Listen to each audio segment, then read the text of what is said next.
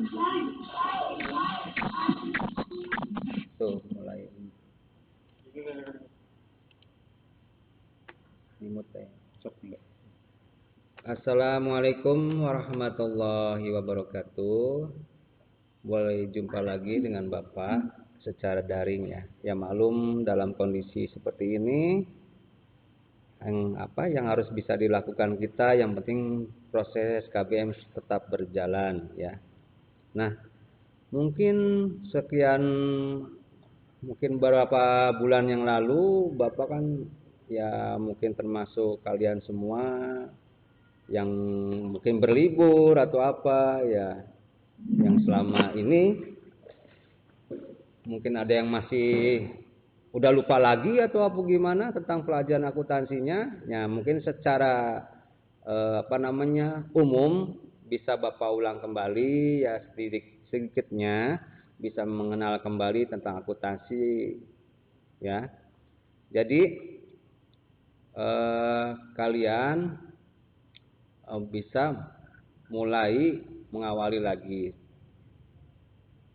Yang penting di dalam akuntansi kan proses apa di dalam akuntansi itu, tujuannya apa. Nah, apakah akuntansi itu yang bisa kita pelajari ya. Akuntansi kan tujuannya adalah suatu seni. Benar, seni apa? Seni mencatat ya, mencatat apa. Nah, di situ kita harus bisa mencatat dan bisa mengidentifikasikan. Nah, apa identifikasi? Ibarat mah kita melihat contoh, setiap transaksi itu kan selalu ada jurnal yang dibuat. Sebelum membuat ke jurnal, tentu ada yang namanya bukti pencatatan ya. Bukti pencatatan itu ada dari mana? Dari bukti, mungkin contohnya ya, kita belanja apa-apa ada nota, mungkin ada transaksi apa ada kwitansi. Nah, itu disebut bukti. Nah, mulai dasar bukti itu kita identifikasikan ini arahnya kemana. Misalnya ya, entah itu membuat menambah kas atau itu untuk mengurangi kas, itu harus tahu ya. Sebenarnya mudah saja. Jadi dengan seni mencatat kita identifikasikan kemana arahnya, entah kamu mengurangi uang atau kok menambah uang, atau sebut cash in atau di cash out-nya. Di situ kita harus tahu ya. Dari situ aja awal. Proses akuntansi akan berjalan setelah kita pertama ya mencatatnya. Jelas mencatat. Mencatatnya dari mana? Identifikasi dari yang kita terima. Misalnya kita beli sesuatu di mana kan ada notanya tuh. Nah, kalau kita diberikan nomor nota berarti otomatis kita membayar dengan kontan cash ya. Tapi kalau secara hutang mungkin yang ada kita diberikan nomor faktur. Nah, nomor faktur itu akan diberikan kalau kita ngutang. Namun misalnya kita kredit, itu kan ada tagihan. Nah, di situ ya. Nah, kembali ke transaksi. Setelah transaksi pencatatan itu dengan identifikasi tadi, kita akan kembali lagi apa? Pembuat jurnal kan prosesnya ya. Nah, dari situ berarti ada pengelompokan atau bahasa ininya mengklarifikasikan gitu ya. Nah, mengklarifikasikan atau dikelompokkan. Kelompokkan dari mana? Kelompokan, ada yang mungkin masukan, ada keluaran. Nah, itu kan dikelompokkan contohnya. Termasuk dengan kas. Kas itu ada dua kan. Kas yang masuk dan kas yang keluar. Nah, itu harus bedakan, ya kan? Nah, dari situ aja dulu kita tanam. Oh iya, saya ibaratkan ginilah. Kita membeli sesuatu terus mendapatkan bukti faktur atau kwitansi. Nah, berarti kalau kita membeli sesuatu otomatis kita mengeluarkan uang. Nah, dari situ mengeluarkan uangnya secara kontan apa secara hutang atau kredit. Nah, itu dibedakan lagi ya. Bedakan lagi, ada yang kontan, ada yang hutang. Nah, setelah itu kembali yang tadi ya. Setelah kita kelompokkan, kita pisah, kita iktisarkan. Nah, apa itu iktisarkan? Nah, pertanyaannya kan gitu. Berarti apa? Perlu ada lebih diiktisarkan tuh, disimpulkan lah ya, disimpulkan bahwa ini teh setelah dikelompokkan dipisarkannya kemana? Disimpulkan kemana? Membuat apa? Nah, Dikisarkan itu untuk mencari analisa laporan keuangan, ya. Kan perlu ada analisa laporan keuangan. Berarti kita harus bikin laporan keuangan, ya. Dari mana? Dari pengelompokan itu, maka kita kembali apa yang disebut laporan keuangan. Ingat, laporan keuangan ada berapa jenis, ya kan? Laporan keuangan itu termasuk laporan neraca, nah, laporan laba rugi, nah ya, laporan arus kas atau cash flow, terus laporan catatan laporan keuangan. Nah, CALK sebut kalau bahasanya caleg lah, dipanggilnya caleg. Nah, itu inti-inti laporan keuangan yang kita tahu dulu kan melalui prosesnya. Nah, di sini mungkin akan ada share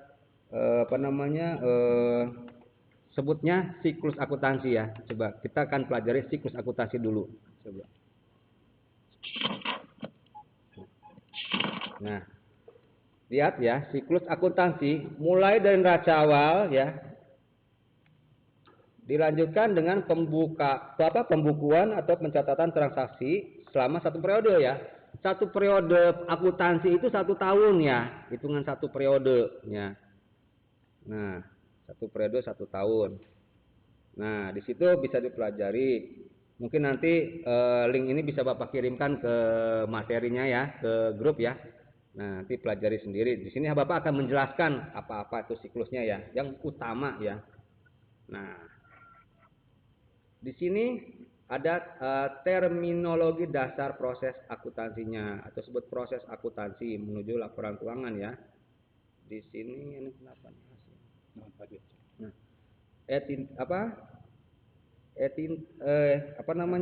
Di sini ada banyak, ya, ada banyak prosesnya. Kita simpulkan aja banyak, ya, situ. Mungkin nggak mungkin satu hari kita paham, ya. Yang penting kita tahu jalan-jalannya aja, ya. Secara garis besarnya aja, ya. Nah, secara garis besarnya kita pelajari. Kan mulai proses pertama adalah pelaporan menyusun laporan akuntansi suatu objek menjadi laporan akuntansi dengan Nah, jadi kalau bahasa Inggrisnya entity, ya, entitas. Kalau bahasa Indonesia mungkin entitas, ya. Nah, ini gampang lah baca, nggak ada ribet, ya. Ya, nggak apa-apa lah. Yang penting mengerti dulu apa tuh entity, ya. Entity adalah unit pelaporan, ya, unit, ya. Kalau unit kecil, ya, unit.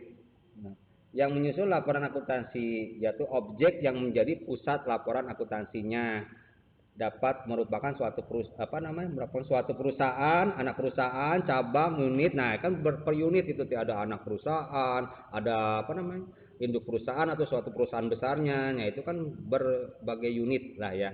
Nah, ini pertama kita jelas dulu apa entity. Terus transaksi. Tadi kan di awal kita bicarakan transaksi, ya. Nah, udah dibahas transaksi apa? Kejadian melibatkan dua atau lebih pihak yang mempunyai dampak ekonomi dan keuangan, misal jual beli, kayak tadi kan transaksi, ya, kita jual beli, kita beli apapun, ada pembeli, ada penjual, ya.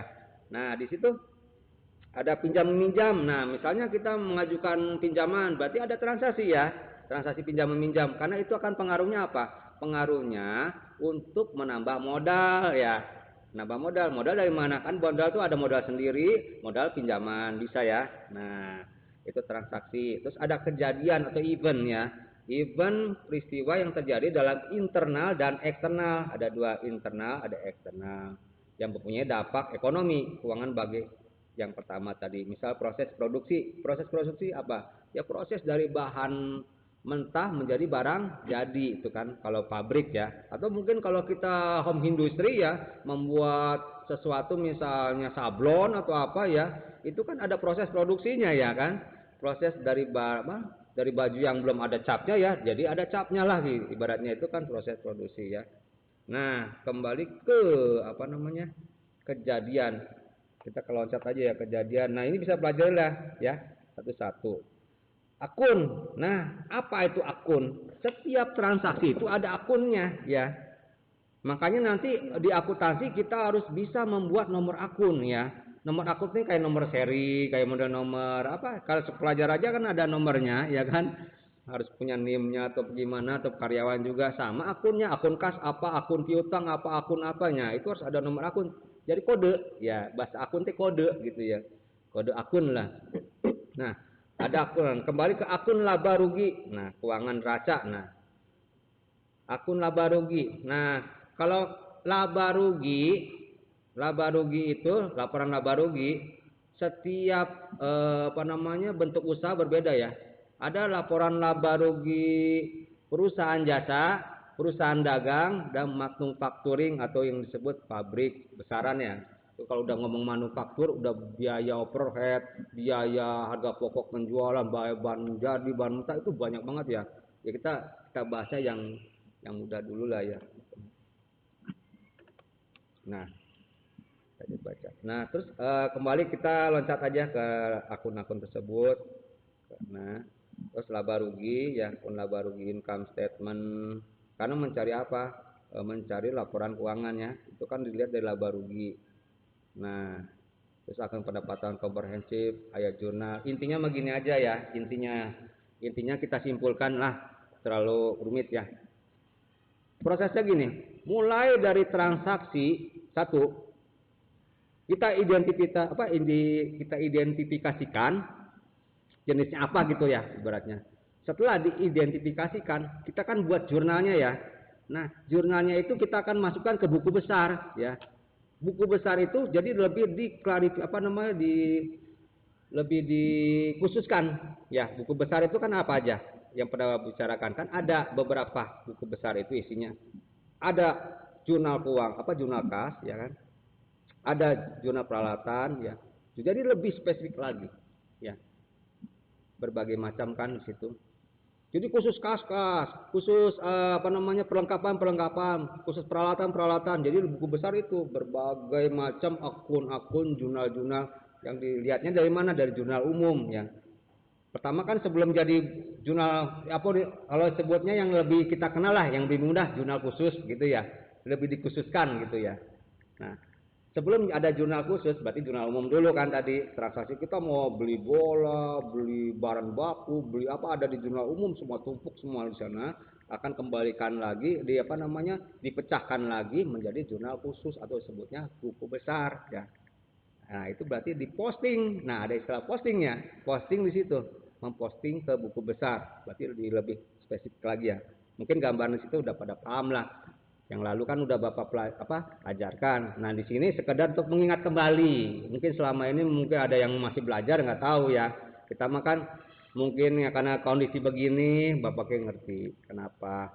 Karena kita harus bisa menyesuaikan ya kondisinya begini. Jadi sekarang kita sama-sama mengulang kembali lah supaya untuk lebih melatih lagi supaya bisa lebih paham lagi gitu. Jadi Bapak kembali ke dasar lagi, ke awal lagi bukan apa-apa. Untuk mengingat kembali, syukur-syukur kalian yang sudah malah memperdalam lebih bagus ya. Nah, setelah kita tadi kembali ya ke soal yang tadi, setelah kita posting ke buku besar, intinya nih, posting buku besar itu kan akan dipercaya mencari apa, bagi apa gitu. Di situ kan yang dibutuhkan apa? Berarti neraca ya, ada neraca. Nah, kembalikan lagi neraca, isi neraca apa? Nah, isi neraca apa? Nah, kan di situ ada beberapa akun ya, sebut akun. Akun termasuk apa? Neraca itu dasarnya dari persamaan akuntansi. Nah, persamaan akuntansi kan aset sama dengan kewajiban ditambah modal. Nah, itu ingat ya, persamaan akuntansinya ya. Itu harus dasar banget. Kalau bikin neraca harus tahu di situ. Aset terdiri dari aset lancar, aset non lancar.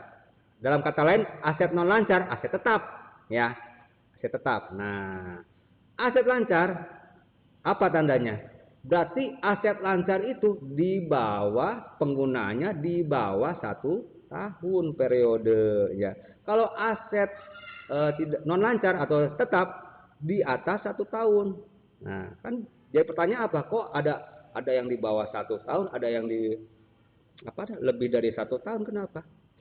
Contohnya gampang, yang di bawah 1 tahun kas ya uang, nggak mungkin uang kas sampai bertahan di atas 1 tahun. Ada nggak uang kas? Ya nggak ada kan, nggak mungkin. Nah, terus kalau aset non lancar di atas 1 tahun, Contohnya apa?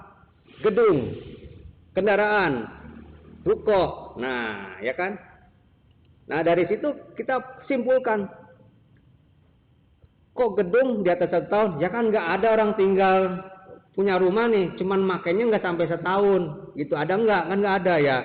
Atau kita punya ruko, sewa, udah usaha nih, nggak dibawa sampai setahun, cuma 8 bulan selesai, kan nggak mungkin. Nah, itu yang namanya aset non lancar ya. Ingat, aset non lancar atau tetap. Kendaraan contohnya, kita beli mobil nih, beli mobil kita pakai nggak sampai setahun, itu memang bukannya beli berarti ya sewa ya. Nah, kita harus bisa bedakan mana aset lancar, mana aset non lancar atau sebut aset tetap ya. Nah, dari situ kita pelajari. Setelah kita tahu di mana penambahannya, kalau secara neraca gitu, secara neraca, berarti posisinya kita harus bisa mengetahui namanya debit kredit ya. Kalau menambah kalau secara posisinya ya, posisi neraca ini mah kita bicara, berarti posisi di kredit ya, kredit. Nah, kalau sebelah debitnya apa? Ya tadi ada 2 ya kan. Aktiva itu sama dengan kewajiban ditambah modal ya. Kalau bahasa Inggrisnya apa? Kewajiban liabilities ditambah ekuitas ya, atau equity. Nah, itu diantaranya ya. Mungkin pelan-pelan pahami dulu dasar akuntansinya dari situ dulu. Nah, udah gitu pahami dulu. Tadi kan udah diketahui tentang akuntansi apa sih, proses apa ya kan. Diulang lagi ya. Akuntansi kan proses apa namanya, transaksi ya. Transaksi untuk mengidentifikasi, pertama kata apanya? Transaksi, identifikasi ya. Transaksi apa? Tadi transaksi apa? Transaksi pencatat ya. Setelah ada transaksi kita catat kan gitu ya. Jadi intinya mah seni mencatat ya, seni mencatat transaksi lah. Oke lah, kita kompletinnya. Seni mencatat transaksi ataupun mencatat transaksi lah. Terus mengidentifikasi, terus mengklarifikasikan ya, atau sebutnya mengkelompokkan ya, terus mengitisarkan ya, untuk menganalisa laporan keuangan. Jadi tujuannya untuk dianalisa, tujuannya apa? Untuk memutuskan apakah ini perusahaan sehat, apakah ini perusahaan tidak sehat. Nah, itu harus jelas. Nah, demikian itu tadi ya akuntansi, tentang akuntansi. Terus siklusnya tadi, siklus proses, mulai dari pencatatan transaksi jurnal umum, mulai dari mengposting ke buku besarnya gitu. Nah, ini kembali ya. Tadi siklus ya. Nah, tadi kan ya. Nah, kita bicara tentang aset ya. Ini aset, lihat lagi liabilitas, ekuitas ya, ini jelas ya. Aset. Nah, contoh misalnya kita memiliki modal sendiri, banyak coret-coret. Nah, sebesar 70 juta. Nah, terus punya utang bank 30 juta. Berarti asetnya ada berapa? 100 juta ya. Ini kan bisa coret-coret ini. Ini kan di kiri udah. Nah, itu contoh ya. Contoh nih. Ini supaya kita ngulang kembali biar ingat lah. Nah, tentang persamaan akuntansi ya. Ini mudah ya. Nah, sedikit Pak.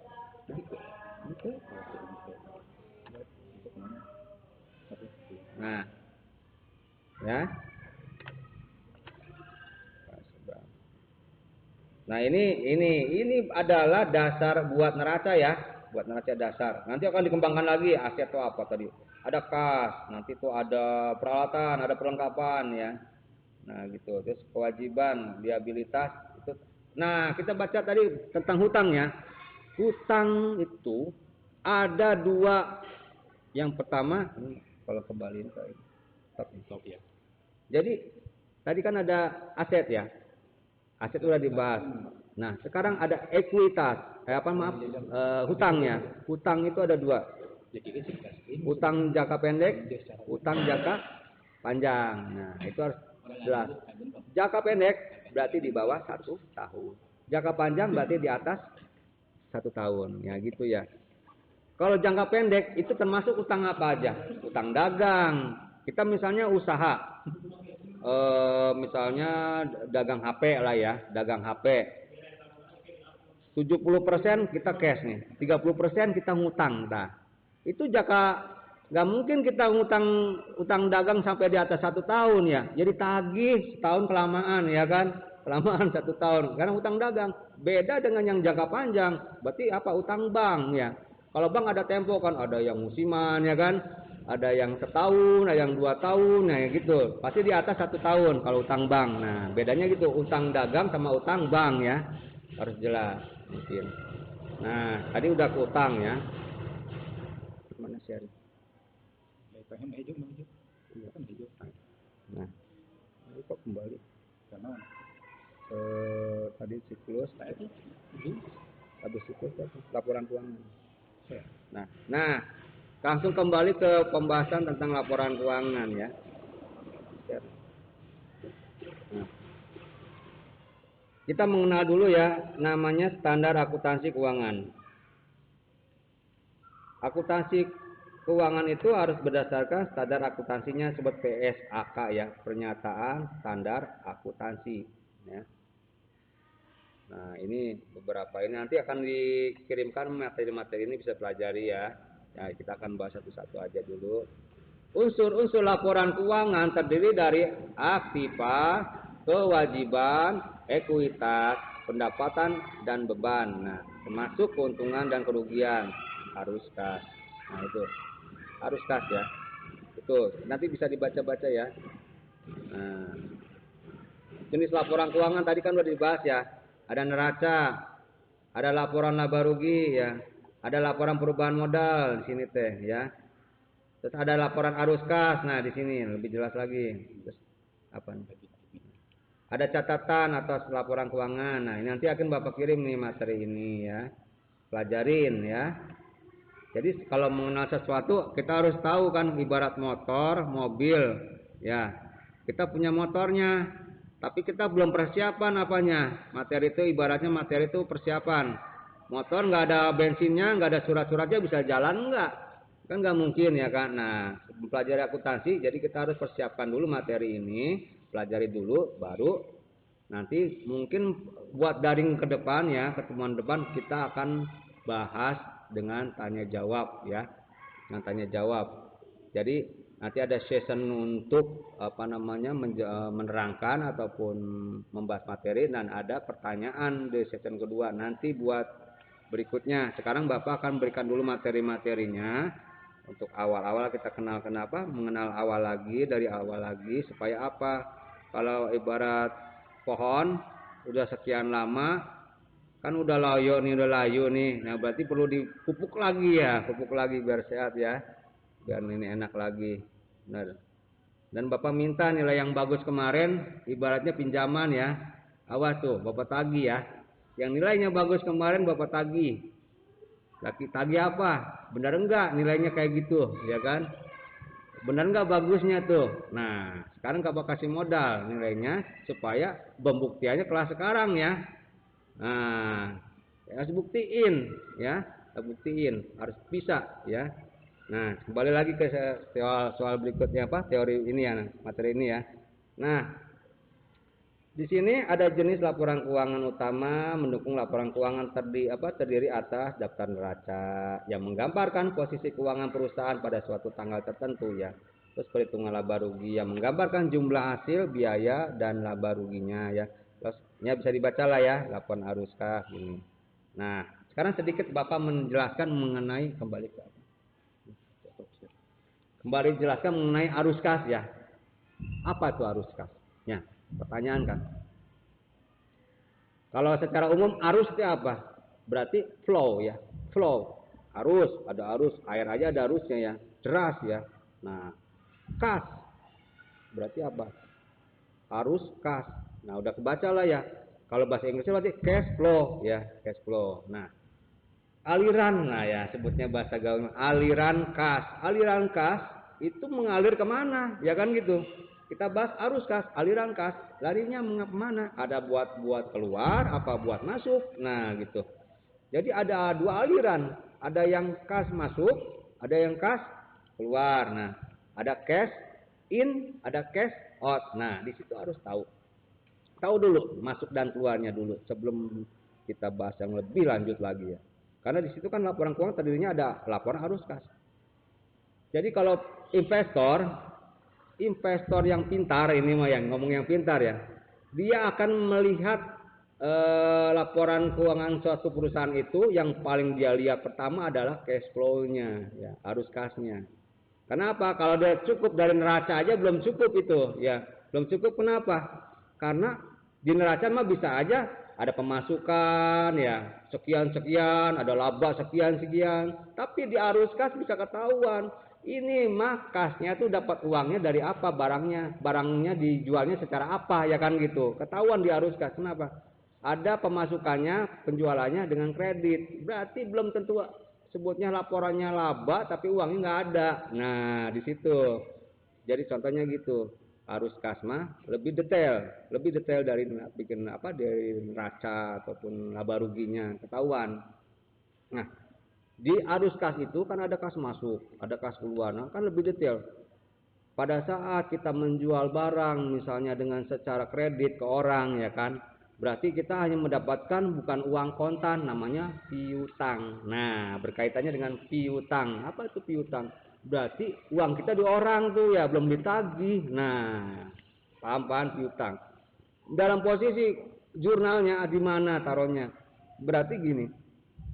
Penggantinya kas piutang gitu aja. Kita jual barang misalnya sepatu dengan hutang gitu ya, dengan ngutangin lah atau dikreditin lah ibaratnya. Dengan harga sepatunya taruhlah 20.000 ya. Sepatunya 20.000 nih. Kita jual secara hutang ke orang, uangnya udah dapat belum? Kalau hutang berarti kan belum dapat uangnya ya. Nah berarti sepatunya mau udah di orang, berarti berkurang ya. Sepatu kita kan dijual udah di luar, ya, berarti posisinya apa? Berarti persediaan tuh ya, persediaan sepatu kita tuh. Misalkan jualan berarti persediaannya banyak, persediaannya berkurang ya. Masuk di ke mana? Kredit ya. Nah berarti pengisi kas uang masuk kan kalau kontan mah kasnya yang masuk ya. Nah, digantinya piutang di situ. Piutang di debit, berarti sepatu atau persediaan sepatu di kredit. Nah, itu tuh arus kas di situ detail setiap ininya. Makanya ketahuan, oh ternyata perusahaan ini punya laba juga masih di luar, ya kan gitu ya. Belum ada yang uang masuk benar. Jadi kesimpulannya, yang paling penting arus kas itu harus benar-benar harus benar-benar tercatat lah ya. Arus kas benar-benar tercatat. Karena apa? Di akuntansi itu butuh ketelitian dalam pencatatannya. Penelitiannya apa? Jangan sampai uang kita ada selisih. Ini kemana gitu ya kan? Ini kemana kita? Ya ibaratnya kita gini sebenarnya pentingnya. Jualan tanpa dasar di akuntansi pasti amburadul. Kenapa?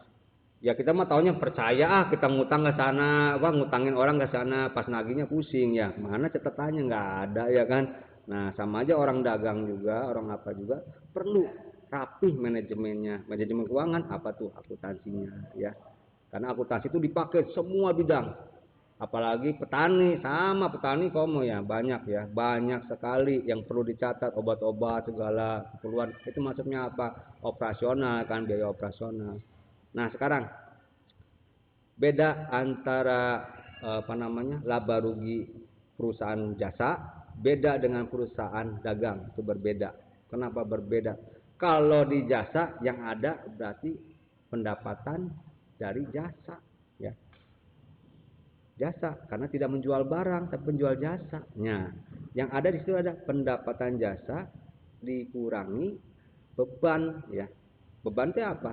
Ya namanya jasa pasti ada biaya ya. Contohnya apa? Kita usaha salon ya.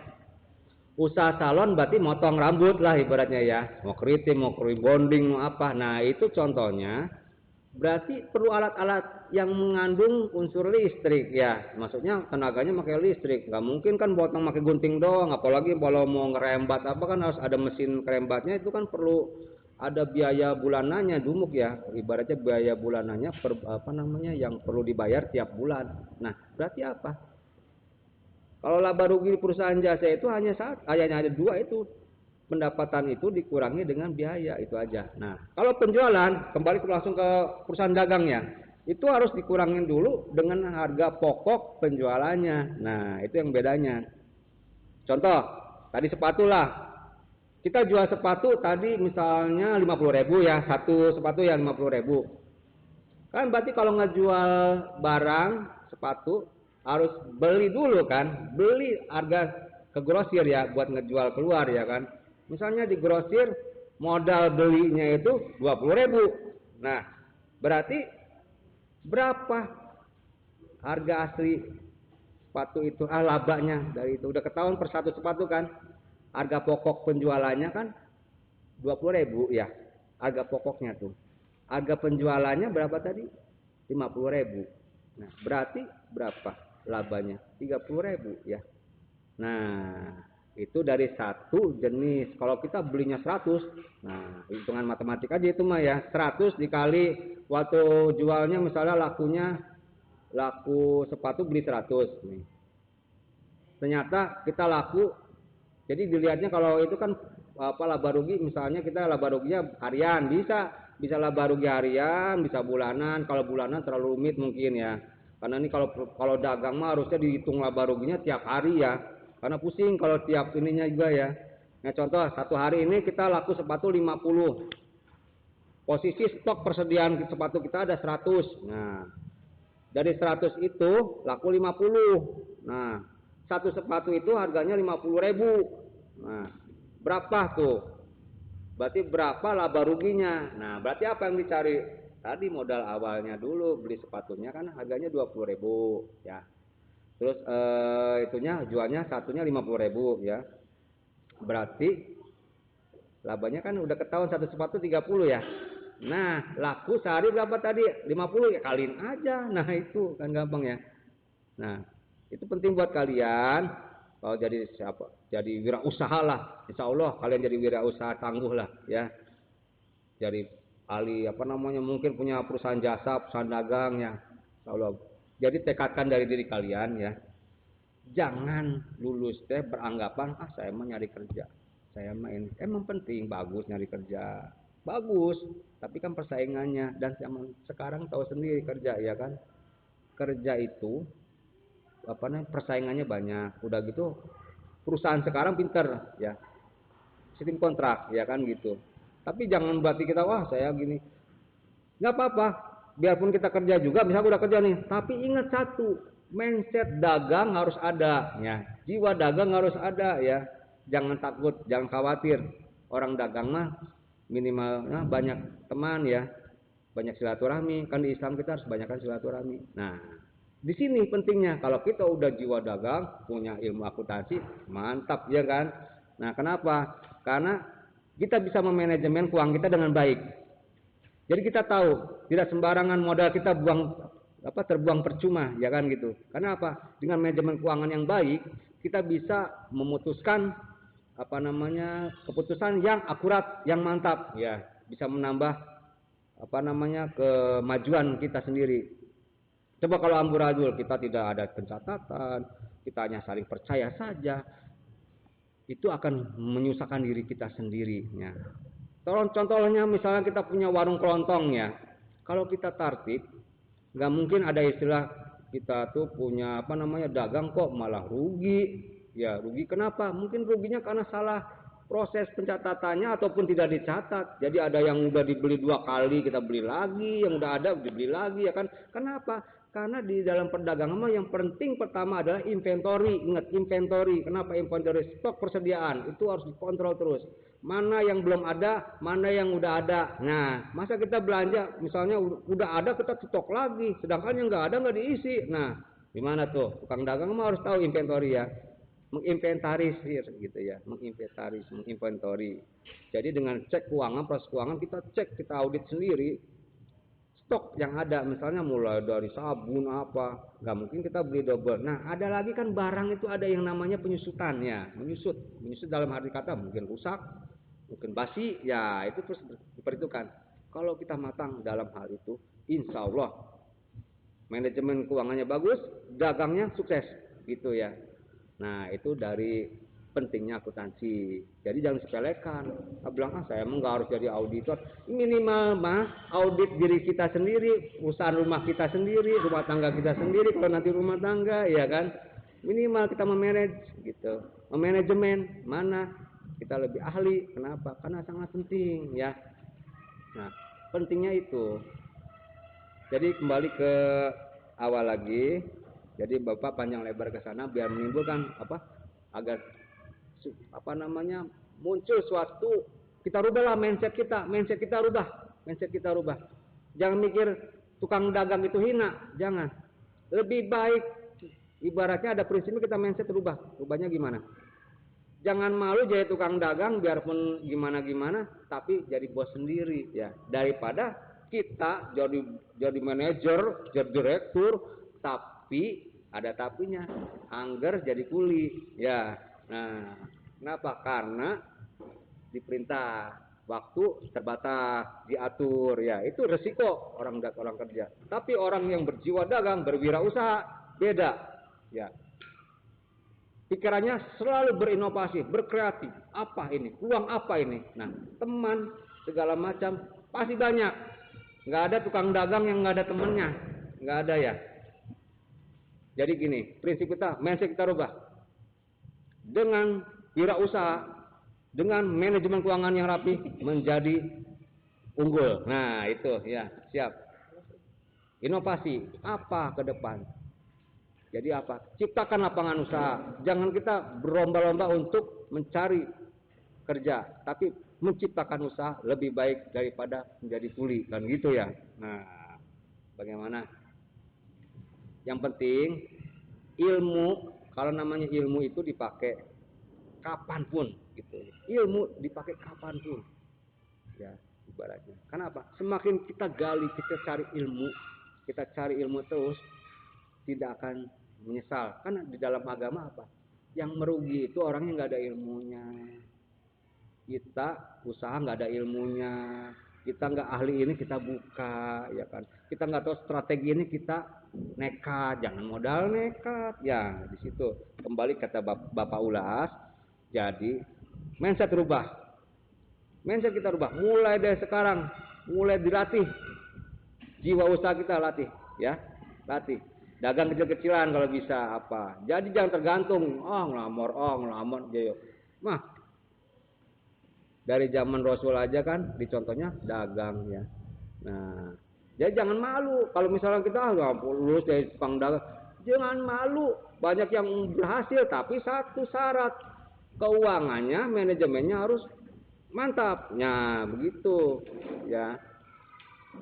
Jadi jangan dianggap remeh, pelajari lagi. Biarpun udah lulus SMK, ini akuntansi penting banget buat kita ya. Apapun, mau ya kita punya sekolahan, punya yayasan, punya perusahaan, punya apa-apa, harus ada manajemennya ya, harus ada manajemen, terutama keuangannya harus terarah. Uang sekecil apapun tercatat.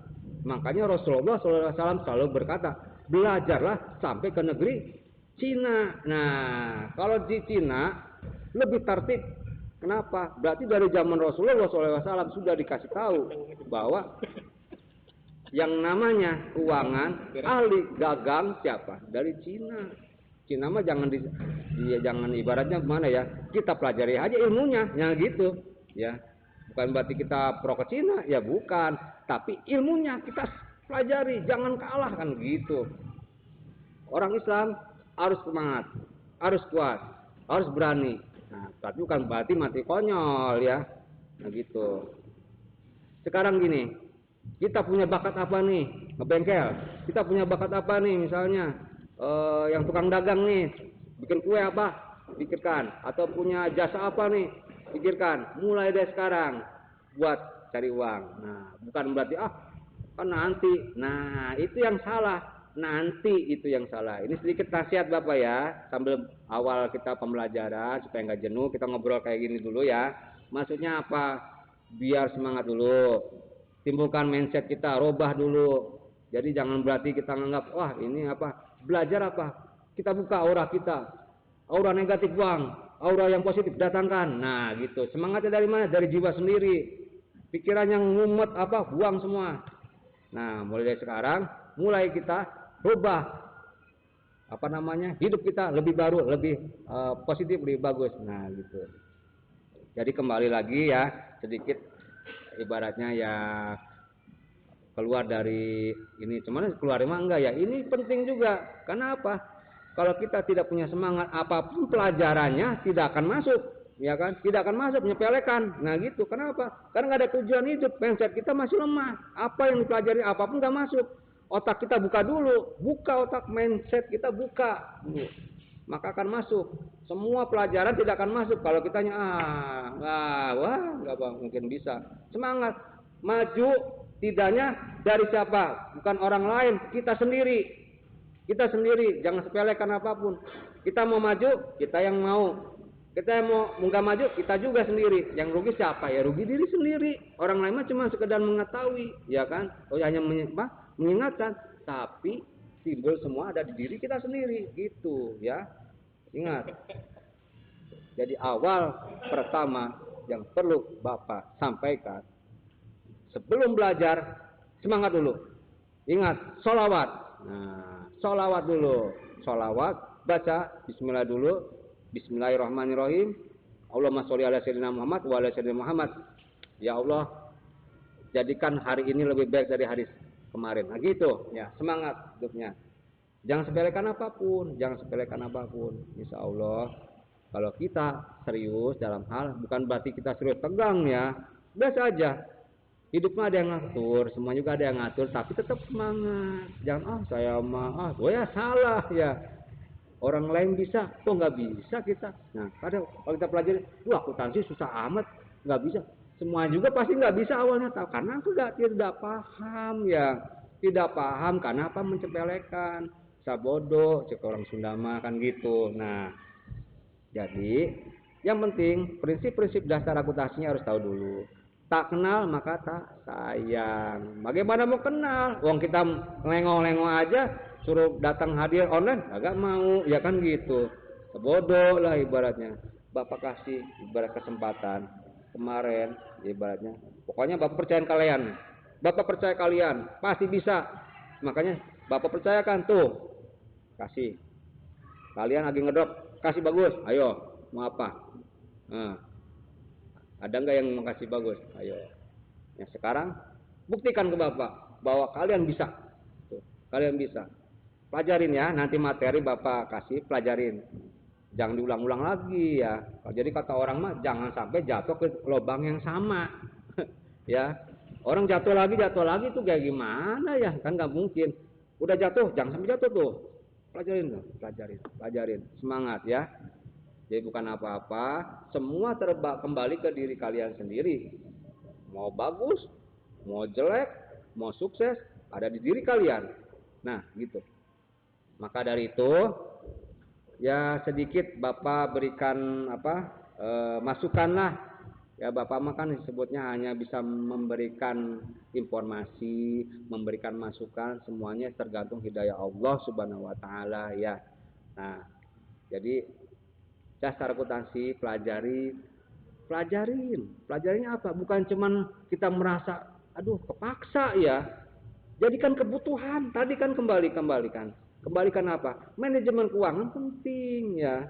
Mengatur keuangan penting. Kok orang ada yang ngirit bisa jadi kaya, bisa umroh, bisa haji, dia tuh manajemennya bagus berarti. Ada orang kaya raya habis. Kenapa? Nggak bisa ngaturnya ya.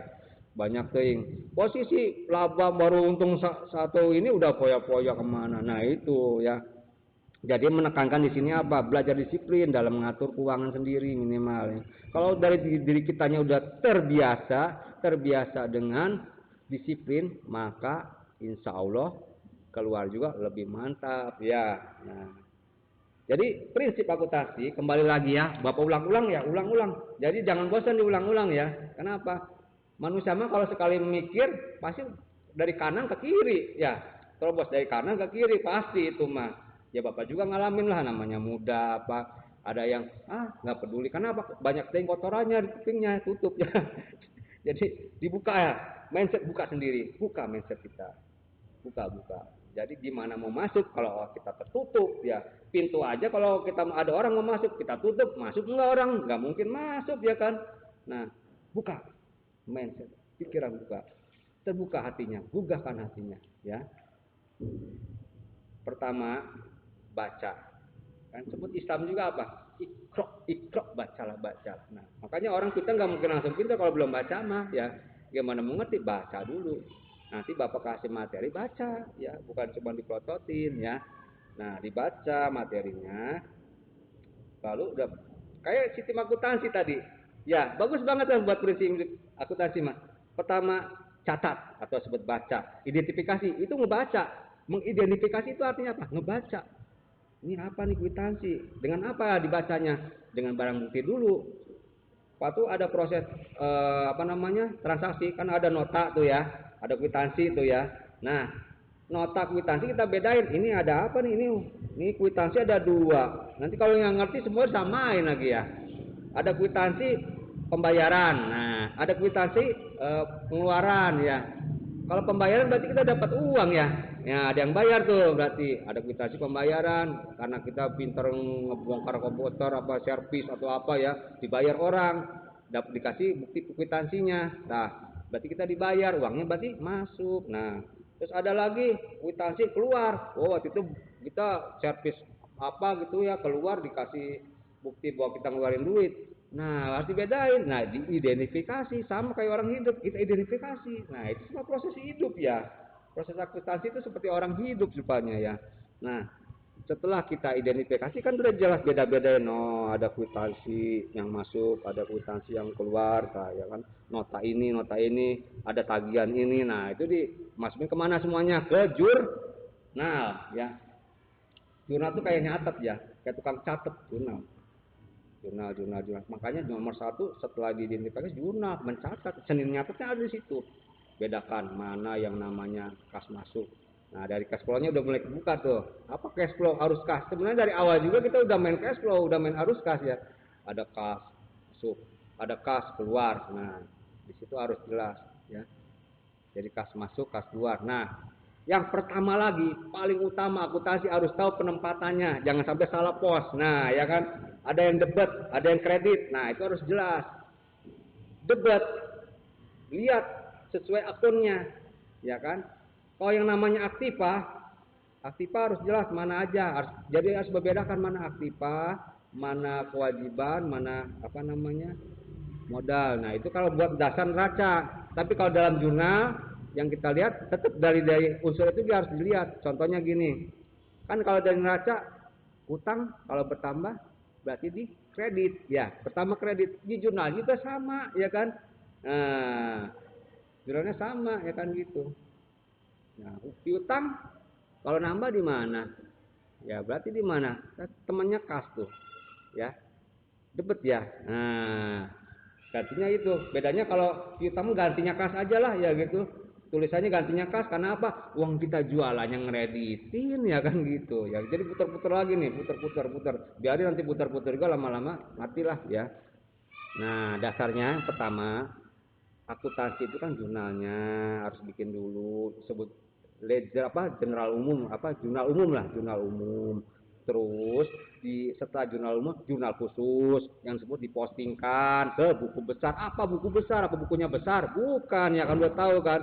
Buku besar mah dikhususkan lagi mana yang piutang, mana yang peralatan, mana yang perlengkapan. Jadi dikhusus ya. Jangan dibikin susah lah ya, biasakan aja. Makanya kalau mau kita pintar akuntansi, biasakan, terapkan ke diri kita buat sehari-hari ya. Bikin laporan, iseng-iseng lah. Hari ini nih saya misalnya belanja wuduk atau gimana, bangun pagi nih belajar wuduk ya. Biasakan aja belajar wuduk. Berarti masuknya uang kita keluar berapa. Nah, yang namanya belanja wudhu kan jarang yang nganjuk ya, jarang yang ngutang. Nah, berarti cash out ya, keluar ya, cash keluar. Nah, itu aja. Cash in, cash out, cash out, cash in, cash out, cash in, gitu aja. Karena apa? Dari situ kita harus tahu, paham. Mana uang kontan kita yang keluar gitu. Mana uang kontan kita dapatkan gitu. Mana yang ngutang, mana yang kita nagih ke orang. Nah, itu harus jelasin kos-kosnya. Jangan pusing sih. Pokoknya kalau misalnya bingung, pelajari satu-satu aja dulu. Karena kita kan kadang-kadang ya mungkin berpikiran yang lain ataupun banyak pikiran ke yang lain, jadi kurang konsentrasinya. Jadi kita fokuskan satu-satu dulu. Pahami dulu tentang kas, pahami dulu. Terus pahami dulu tentang piutang apa, jenis-jenisnya harus jelas, debit kreditnya jelas, ya harus tahu. Mana yang harus masuk ke debit, mana yang masuk ke kredit, harus bisa tahu ya. Ya, dari kas saya dulu gampang, makanya perusahaan yang utama cash flow-nya ya. Karena selalu transaksi banyaknya cash flow-nya ya. Cash flow-nya yang dicari, kenapa? Selalu ada itu transaksi penjualan, pembelian, penjualan, pembelian, penjualan, pembelian, ya kan selalu gitu ya. Ada yang beli, ada yang jual, ada yang beli, yang jual. Kalau kita tukang dagang jual berarti dapat uang. Nah, kalau uang berarti cash in gitu aja ya. Kalau kita banyak beli, banyak cash out, banyak keluar gitu ya. Harus jelas. Itu aja dulu tekanin. Pasti pusing, ya kan? Tapi jangan pusing. Pusing dibikin sendiri. Karena apa? Tadi buka dulu. Makanya Bapak semangatin dulu awal pembukaan. Bukan apa-apa. Kalau pikiran kita nutup, nggak mungkin masuk ya. Cuma bisa melongo gitu ya. Jadi pelajarin dulu secara pelan-pelan aja. Silakan ke Bapak mah bisa yang namanya mau chatting apa gimana secara langsung ke nomor Bapak, mangga ditunggu ya. Kalau butuh saran tentang keuangan silakan. Bapak selalu terbuka ya. Chatnya chat aja Pak, saya nggak ngerti soal ini apa sih, apa tanya aja, tapi jangan nanyanya malam-malam atuh ya, gitu aja. Ya, jadi Bapak hanya satu pesan, tetap semangat, jangan pusing ya. Gimana mau bisa masuk pelajaran kalau pusing mah, ya kan gitu. Apa sih yang diambil pusing, ya kan gitu. Nah, jadi nanti materi pelajarin aja dulu. Nanti ketemu kita pusing, bingung, baru silakan bisa ditanyakan gitu ya. Mungkin ada apa namanya beberapa ya, nggak cukup demikian aja ya. Mungkin takut terlalu pusing ya. Tapi jangan pusing ya. Selamat ketemu lagi sama Bapak. Sekarang daringnya secara daring, tidak secara tatap muka. Mungkin kita bisa lebih banyak. Kalau di luar bisa chatting lah, bisa ngirim ke WA Bapak ya. Silakan kalau ada kesulitan pelajaran, silakan. Bapak selalu terbuka ya. Siap membantu insyaallah ya. Ya, demikian. Mungkin nanti akan Bapak share tadi materinya ke grup ya, grup.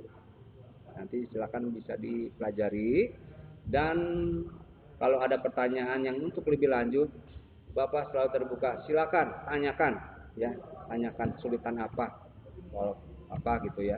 Apalagi akuntansi, silakan tanyakan saja. Ya. Assalamualaikum warahmatullahi wabarakatuh. Tetap semangat ya. Ya, terima kasih semuanya. Assalamualaikum.